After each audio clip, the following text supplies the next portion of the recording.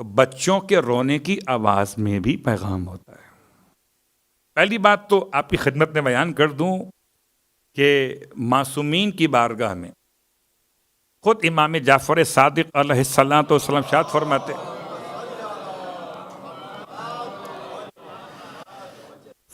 بچوں کو رونے دو کہ یہ روتے ہیں تو ان کی آنکھ کے جو آنسو بہتے ہیں ان آنسوؤں سے خدا ان کی آنکھوں کے حفاظت کے لیے ایسا کام کرتا ہے کہ اگر یہ آنسو نہ بہتے تو مستقبل میں ان کی آنکھوں میں پرابلم آ سکتی تھی. اس کا مطلب یہ نہیں کہ اسے رلایا جائے، وہ الگ موضوع ہے. کہ ان کے منہ سے اور ناک سے جو لعاب بہتا ہے وہ خدا کی طرف سے نظام کا حصہ ہے. اس کا مطلب ہر ایک آنے والا بچہ دنیا میں جو آیا ہے اس کے آنکھ سے آنسو ایک پیغام ہے، شفا کا اس کے لیے، اس کے دہن سے لعاب کا نکلنا ایک پیغام اس کی شفائے بدن کے لیے. ہم سمجھیں کہ نہ سمجھیں مگر آل محمد سمجھا گئے. پھر اللہ کے حبیب کی روایت ارشاد فرماتے ہیں 4 مہینے تک جو بچہ روتا ہے تو یہ شہادت اور گواہی دیتا ہے لا الہ الا اللہ.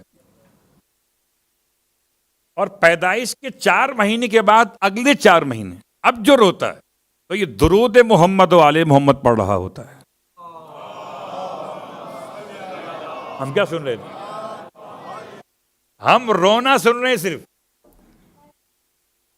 آپ بتائیں ایمانداری سے کہ شروع کے 4 مہینے وہی آواز رونے کی، اگلے 4 مہینے وہی آواز رونے کی، مگر یہ 4 مہینے کا ٹائم پیریڈ بدلا اور اس ساؤنڈ کے پیچھے جو پیغام تھا بدل گیا. اور اس کے بعد کے 4 مہینے پیغمبر کی زبان مقدس سے 12 مہینے کا حساب دیا گیا. بعد کے 4 مہینے جو روتا ہے بچہ تو اپنے والدین کے حق میں دعا کر رہا ہوتا ہے. اب سمجھ میں آیا؟ توحید کے بعد درود ہے، درود کے بعد والدین ہیں. اگر ہم سمجھنے والے ہوتے تو بچوں کے رونے کی آواز سے الفاظ سمجھ لیتے.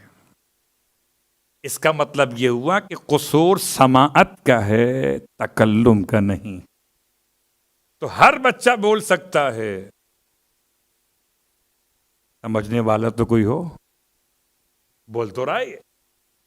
البتہ جہاں تک مسئلہ رہا مولا کائنات علی ابن ابی طالب علیہ السلام کے بولنے، اب بات تو یہ کہ جو ہمارے اور آپ کے گھر میں آئے وہ ہمارے اور آپ کے جیسا ہوتا ہے، اور جو خدا کے گھر میں آئے اللہ اکبر تو کیسا ہوگا؟ آغوش رسالت مآب میں خود سے قرآن سنایا تھا یا پیغمبر نے فرمایا تو سنایا؟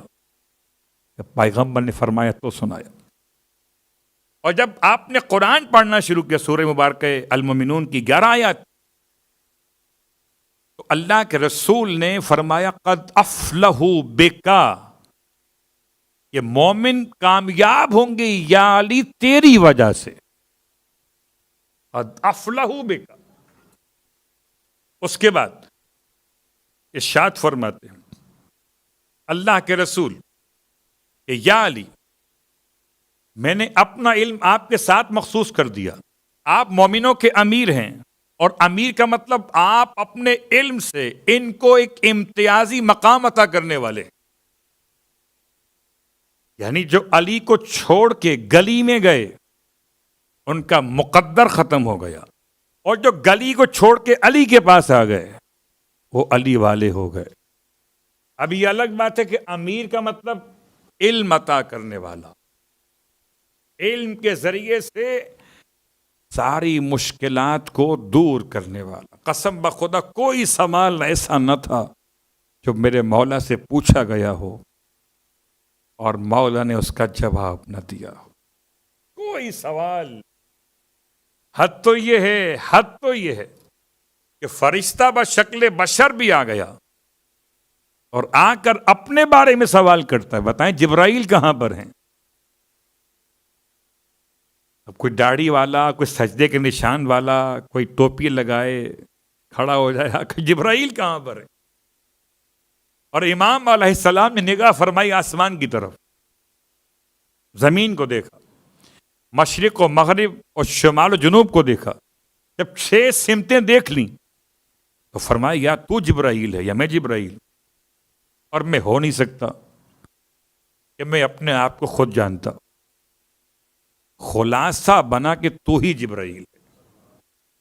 آپ براہ راست بھی کہہ سکتے تھے مگر دلیل نہیں ہوتی، آپ نے دلیل قائم کی. تو اب اللہ کے رسول کی گود میں قرآن پڑھنا اور آپ کا امیر کہنا، بات 2 مکمل ہوگی. سوال نمبر 1 کیا تھا؟ کیسے قرآن بچپن میں بولے؟ کیسے؟ جیسے عیسیٰ بولے تھے، یوسف کا گواہ بولا تھا، ایسے علی ابن ابی طالب بولے.